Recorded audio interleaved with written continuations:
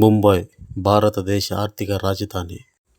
సుల్తాన్ మీర్జాగా ప్రసిద్ధి చెందిన హాజీ మస్తాన్ 1926లో బ్రిటిష్ ఇండియాలోని పనేకులంలో ఒక ముస్లిం కుటుంబంలో జన్మించాడు.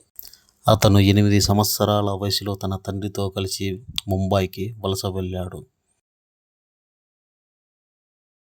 అతను ప్రసిద్ధి చెందిన క్రాఫోర్డ్ మార్కెట్లో పనిచేశాడు. ఒకప్పటి బాంబేలోని మజ్గావ్ నౌకాశ్రయంలో షేర్ ఖాన్ కూలీల నుంచి మామూలు వసూలు చేస్తుండేవాడు. డబ్బులు ఇవ్వని కూలీలను తన గుండాలతో కొట్టించేవాడు. అక్కడే పనిచేసే హాజీ మస్తాన్ ఆ తతంగానంతా చూసేవాడు. వేరే ప్రాంతం నుంచి వచ్చిన షేర్ ఖాన్ ఇక్కడ బలవంతంగా ఎలా డబ్బులు వసూలు చేస్తున్నాడో తనకు అర్థం కావట్లేదు.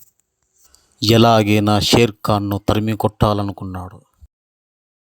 మరుసటి రోజు శుక్రవారం తన మనుషులతో డబ్బుల కోసం షేర్ ఖాన్ అక్కడికి వచ్చాడు.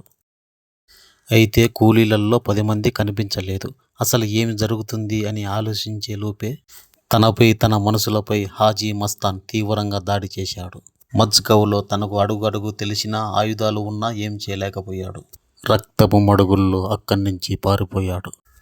ఈ దాడితో హాజీ మస్తాన్ కూలీలలో హీరో అయ్యాడు. ఇక్కడి నుంచే హాజీ మస్తాన్ అసలు కథ మొదలైంది. బంగారాన్ని అక్రమంగా రవాణా చేసేవాడు.